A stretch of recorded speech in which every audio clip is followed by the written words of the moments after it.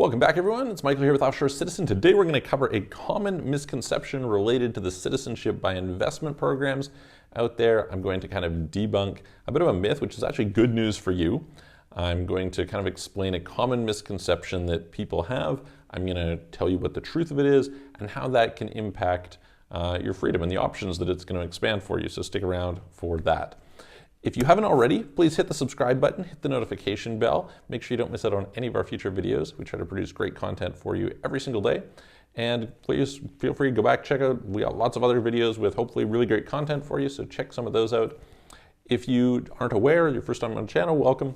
We help people here with, first of all, figuring out what is the best solution for them in terms of international business, international living, how to optimize their tax, how to build proper asset protection, and then, after figuring out, where to go, what citizenship to get, if those things are important to you, or what corporate structure to optimize for you, then actually helping you to implement it. So setting up companies, opening bank accounts, getting residencies, getting citizenships, investments, payment processing, etc. So if you're interested in any of that, please reach out to me. You can book a call at clarity.fm/Michael Rosmer. There's a link below, or you can visit our websites, offshorecitizen.net, offshorecapitalist.com, and you can send us a message through there. All right, let's go on.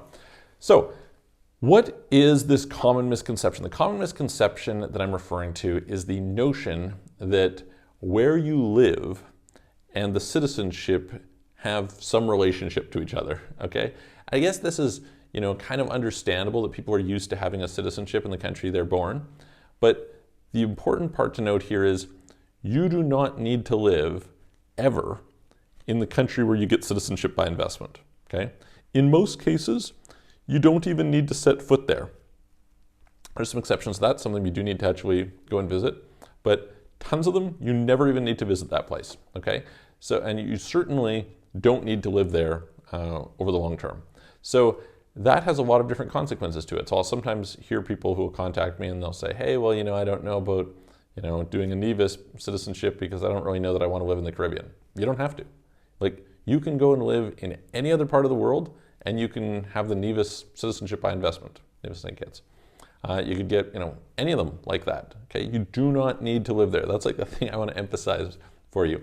So separate in your mind the idea of where you want to live and where you want to get citizenship.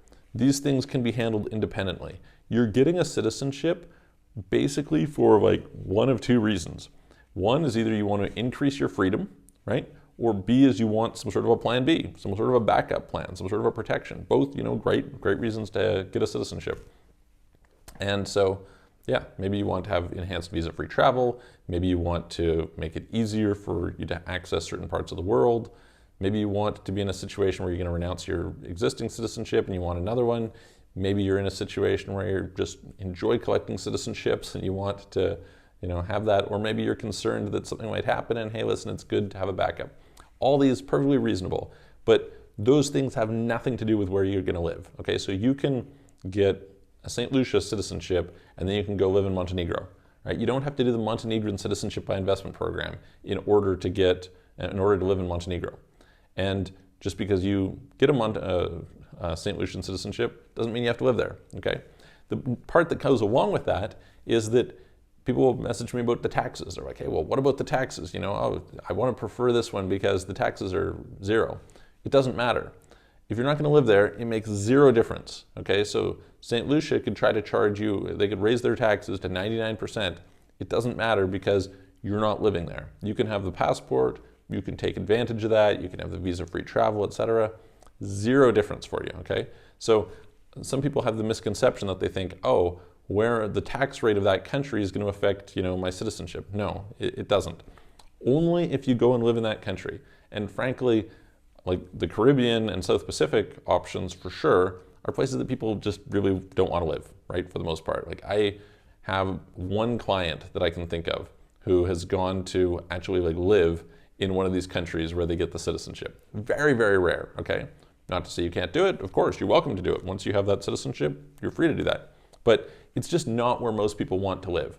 So the whole key with this international, offshore, etc. plan is that you can pick and choose, set up the bank accounts in the countries that you want, set up the company in the country that you want, have your trusts in the country you want, have your residency where you want, have your citizenship where you want. Citizenship a little bit harder, okay? You have a limited selection there. But yeah, you pick and you mix and match and you combine into the best combination for you, okay? And that's going to be different than for somebody else. That's perfectly good. Excellent.